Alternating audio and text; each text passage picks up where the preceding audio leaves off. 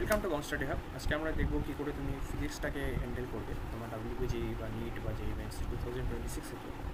তার জন্য আমি একটা রুট ম্যাপ বানিয়েছি, সেই রুট ম্যাপটা তোমাদের সামনে রয়েছে, দেখতে পাচ্ছ। ঠিক আছে, তো প্রথমে কী করবে, তোমাকে প্রথমে সিলেবাসটাকে ভালো করে বুঝতে হবে। সিলেবাসে কোন কোন চ্যাপ্টার রয়েছে, কীভাবে কী কী কনসেপ্ট রয়েছে, সেগুলো আমাকে বুঝতে হবে। ঠিক আছে, আচ্ছা, তা বুঝে গেলে তারপরে ফার্স্ট চ্যাপ্টার দিয়ে শুরু করলে। ঠিক আছে, সেই চ্যাপ্টারটা শুরু করার সময় তুমি কী করবে, প্রথমে কনসেপ্ট 1 বাই 1 কমপ্লিট করবে। ঠিক আছে, সেই কনসেপ্টটা কোথা দিয়ে কমপ্লিট করবে, সেটা আমাদের ব্যাচ থেকে করতে পারো বা ইউটিউবে ফ্রি কন্টেন্ট দিয়ে করতে পারো, বা সেটা আমাদের চ্যানেল হতে পারে, অন্য কোনো চ্যানেল হতে পারে। যদি আমাদের সব কনসেপ্টটা করা নেই, আপলোড করা নেই, কিন্তু যে চ্যানেলে আছে সেখান থেকেও করতে পারো, বা যারা অন্য কোনো কোচিং সেন্টারে পড়ছো নামি দামি, তাদের কাছ থেকেও করতে পারো। ঠিক আছে, তো চ্যাপ্টার 1 বাই 1 কমপ্লিট করার পরে তার প্র্যাকটিস প্রবলেম করবে। ঠিক আছে, ওই কনসেপ্টের প্র্যাকটিস প্রবলেম, সেটা 3টে থেকে ম্যাক্সিমাম 6টা হতে পারে।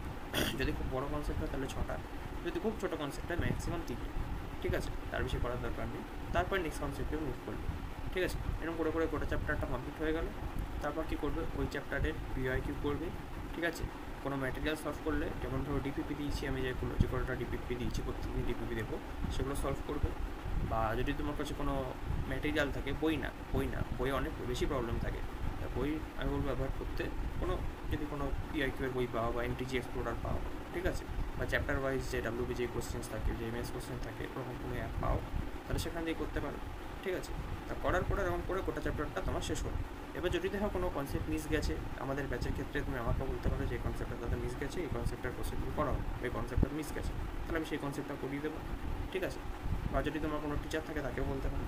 ঠিক আছে, আর সেলফ স্টাডির ক্ষেত্রে কী করবে, সেই কনসেপ্টটা যদি মিস চলে যায়, সেটা তুমি ইউটিউবে সার্চ করবে আলাদা করে, পড়ে তুমি ওই কনসেপ্টটা আলাদা করে পড়ে নেবে। ঠিক আছে, আচ্ছা, এইভাবে একটা চ্যাপ্টার কমপ্লিট করার পরে যখন তুমি সেকেন্ড চ্যাপ্টারে মুভ করলে, সেকেন্ড চ্যাপ্টার ধরো তোমার 5 দিন টাইম লাগলো, সেই 5 দিনের প্রত্যেক দিন তুমি ফার্স্ট চ্যাপ্টার রিভিশন করবে, তারপর তুমি সেকেন্ড চ্যাপ্টার করবে। ঠিক আছে, নইলে কী করবে, ফার্স্ট চ্যাপ্টারটা ভুলে যাবে। এটা কিন্তু মোস্ট ইম্পর্টেন্ট পয়েন্ট, যদি এটা না করো তুমি সিলেকশন হবেই না, বলে দেবো আগের থেকে। ঠিক আছে, রিভিশন যদি না করো, সেকেন্ড চ্যাপ্টার পড়ার সময় প্রিভিয়াস জিনিস রিভিশন যদি না করো, তাহলে কিন্তু সিলেকশনের চাপ আছে। কারণ যখন তুমি এক্সাম দিতে যাবে, তখন থেকে এই সব কনসেপ্ট তোমার পড়া, বা সেটা মনে পড়ছে না, ফর্মুলা মনে পড়ছে না, কনসেপ্ট মনে পড়ছে না, এগুলো হতে থাকে। ঠিক আছে, তা সেটা যাতে না হয়, তাই জন্য সেকেন্ড চ্যাপ্টার পড়ার সময় ফার্স্ট চ্যাপ্টার রিভিশন করবে। এবার হয়তো তুমি ভাববে যে এরকম করতে করতে যখন ফোর্থ চ্যাপ্টারে যাবো, তখন তো first chapter, second chapter, third chapter একসাথে রিভিশন করা খুব চাপের হয়ে যাবে। অ্যাকচুয়ালি সেটা হবে না, কারণ বলছি, কারণ হচ্ছে গিয়ে ফার্স্ট চ্যাপ্টার করতে 5 দিন লাগলো, সেকেন্ড চ্যাপ্টার করতে ধরো 6 দিন লাগলো, সেই 6 দিনে তুমি ফার্স্ট চ্যাপ্টার রিভিশন করছো, সেই 6বার, 5 থেকে 6বার তোমার রিভিশন করা হয়ে যাবে যতদিন তুমি সেকেন্ড চ্যাপ্টার কমপ্লিট করছো। ঠিক আছে, এবার একটা কথা বলি, যে যখন তুমি 5th বার রিভিশন করবে কোনো চ্যাপ্টারটাকে, তখন নেক্সট টাইম রিভিশন করতে তোমার 3 থেকে 4 মিনিট টাইম লাগবে। ঠিক আছে, তার বেশি টাইম লাগবে না। ঠিক আছে, তো এই জিনিসটা তুমি নিশ্চিত থাকতে পারো যে যখন তুমি থার্ড চ্যাপ্টার রিভিশন করছো, তখন তুমি ফার্স্ট চ্যাপ্টার রিভিশন করতে 3-4 মিনিটের বেশি লাগবে না। হয়তো তুমি জাস্ট পেজ উল্টে গেলে তোমার সব কিছু মনে পড়ে দেবে, এরকম হবে। ঠিক আছে, এরকম করে ফোর্থ চ্যাপ্টার যখন করছো, তুমি ফার্স্ট, সেকেন্ড, থার্ড 3টে রিভিশন করো। ফোর্থ পড়ার সময় থার্ডটাও রিভিশন দিতে অফকোর্স বেশি টাইম লাগবে, কারণ থার্ডটা তুমি তখনও অতবারও পড়ো। ঠিক আছে, তা এরকম করতে করতে তোমাকে এগিয়ে থাকতে হবে। থার্ড চ্যাপ্টার এক সময় এরকম 3-4 মিনিটে হয়ে যাবে। যখন তুমি হয়তো 6 চ্যাপ্টারে মুভ করেছো, তখন তো থার্ড চ্যাপ্টার করতে তোমার 1 মিনিট কি 2 মিনিট টাইম লাগছে, এরকম হবে। ঠিক আছে, তা এরকম করে তোমাকে গোটা সিলেবাসটাকে শেষ করতে হবে।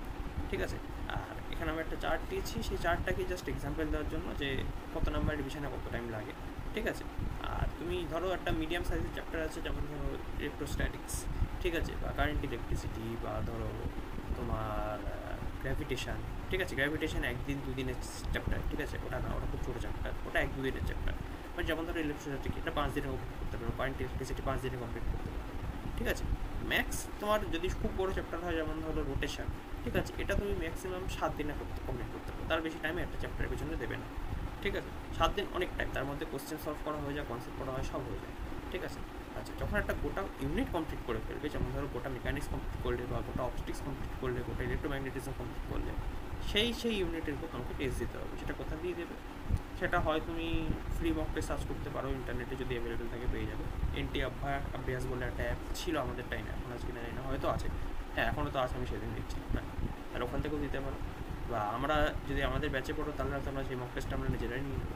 ঠিক আছে, আর সেই মক টেস্টগুলো দিলে কী হবে, সেই মক টেস্টগুলো দিলে তুমি নিজের মিস্টেকগুলো আইডেন্টিফাই করতে পারবে, বা ধরো টিচার তোমার কোনো কনসেপ্ট পড়ানি, সেটা তুমি আইডেন্টিফাই করতে পারবে। ঠিক আছে, বা ধরো তুমি ক্যাচ করতে পারছো না যে এই প্রবলেমটা কী কনসেপ্ট কাজে লাগবে, সেটা তুমি আইডেন্টিফাই করতে পারবে। তারপর কী করতে হবে, যদি তুমি ডিটেক্ট করো যে প্রবলেমটা কোথায়, সেই প্রবলেমটা সলিউশন তোমাকে খুঁজে বার করতে হবে। ঠিক আছে, ওই ধরনের প্রবলেম আরও বেশি করে করতে হবে, যেটা তুমি কনসেপ্ট মিস করে থাকো, যে কনসেপ্ট জানো অথচ কনসেপ্ট অ্যাপ্লাই করতে পারছো, সেক্ষেত্রে তোমাকে কী করতে হবে, সেক্ষেত্রে তোমাকে ওই কনসেপ্টটার আরও ফিজিক্যাল মিনিংটা বুঝতে হবে। ঠিক আছে, যে কনসেপ্টটা কেন এক্সিস্ট করে।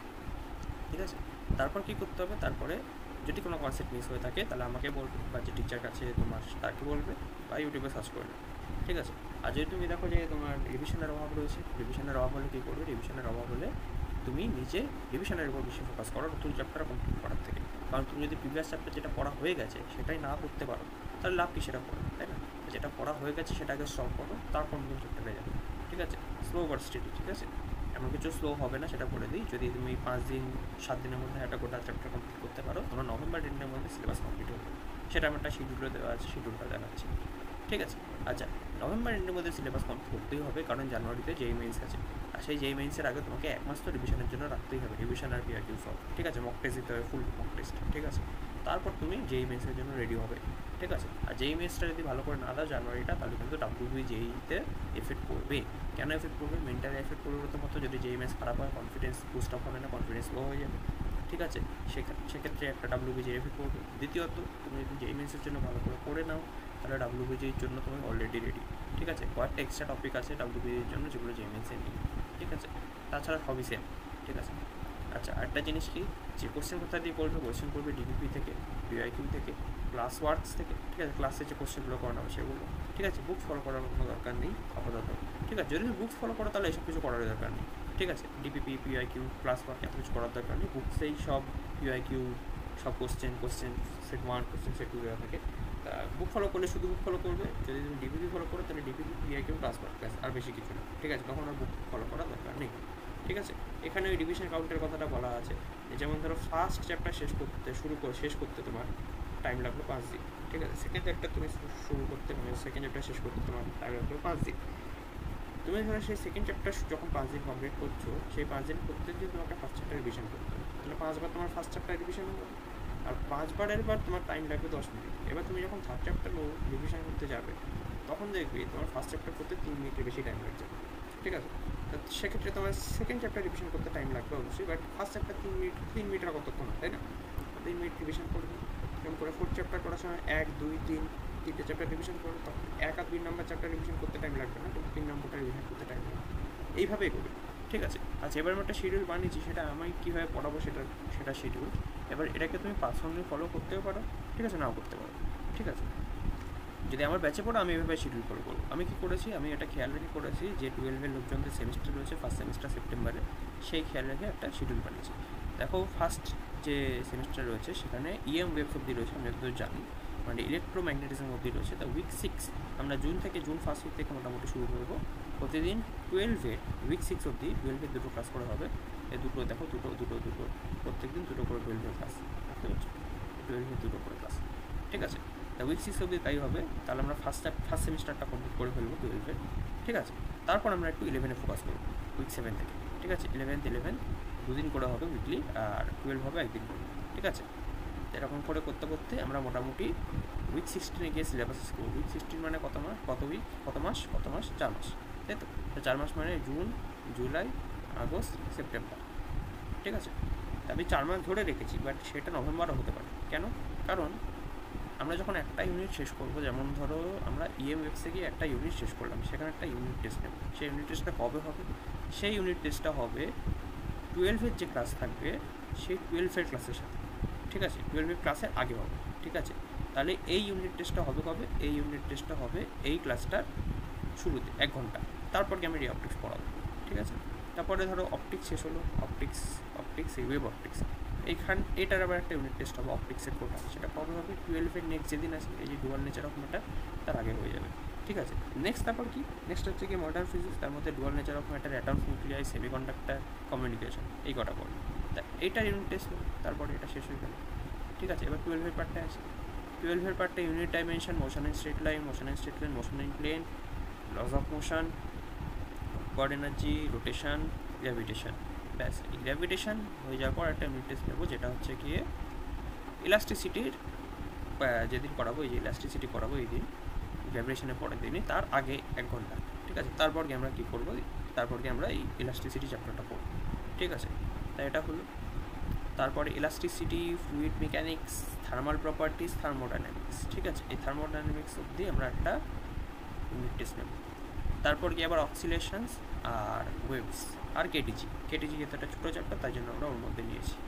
এই অবধি একটা ইউনিট টেস্ট। তাহলে কটা ইউনিট টেস্ট হলো? 1 2 3 4 5টা, এদিকে 6টা, তাহলে টোটাল আমাদের 6টা ইউনিট টেস্ট হবে, ঠিক আছে, 6 ইউনিট টেস্ট।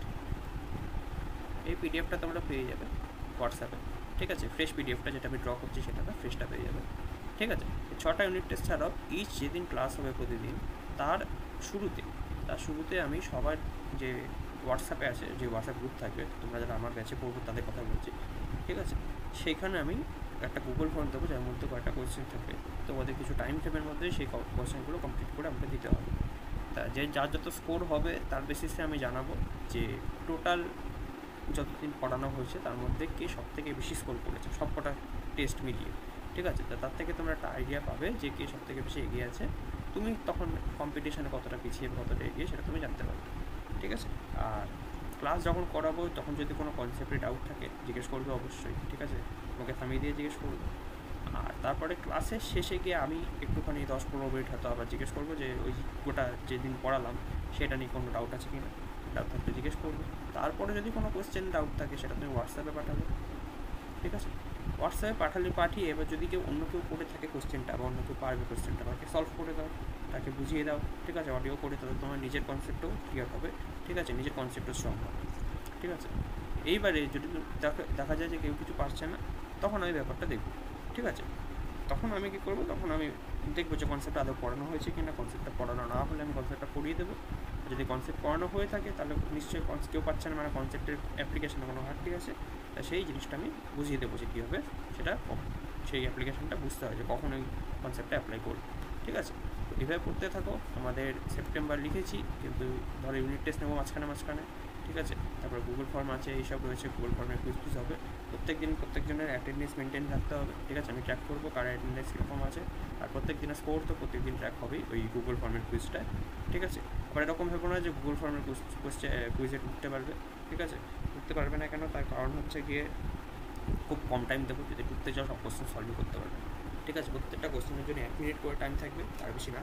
তুমি যদি অন্য কাউকে জিজ্ঞেস করতে যাও ওকে তোমারই টাইম ওয়েস্ট হবে, প্লাস তারও টাইম ওয়েস্ট হবে, সে কিছুই পারবে না, তুমি কিছু পারবে না, একটা কম্পিটিশানে পিছিয়ে পড়বে, নিজে এভ্যালুয়েট করতে পারবে, ঠিক আছে। পরীক্ষার সময় কিন্তু ও পাশে থাকবে না, তোমার সাথে যে তুমি যার থেকে জিজ্ঞেস করছো সে তোমার সাথে থাকবে না, সুতরাং এখন হেল্প নিলেও লাভ নেই। পরীক্ষার হলটাকে যত বেশি তুমি এখন থেকেই স্টিমুলেট করবে না, তত তোমার পক্ষে বেটার অবশ্যই। কারণ পরীক্ষা হলে কিন্তু কেউ হেল্প করবে না, হেল্প নেওয়া উচিত না পরীক্ষা হলে, বিশেষ করে ডাব্লিউবিজি, ঠিক আছে, বা ডাব্লিউবিজি বা জেএমএস এই ধরনের কম্পিটিটিভ পরীক্ষা, ঠিক আছে। তো এই হলো টিপস, ভালো করে পড়ো, ঠিক আছে। আর ব্যাচ শুরু হবে ভালো করে জুন থেকে, আর তার আগে মে মাসে হয়তো 1 কি 2টো ক্লাস হবে, ঠিক আছে। তো আজকে আসি, ঠিক আছে।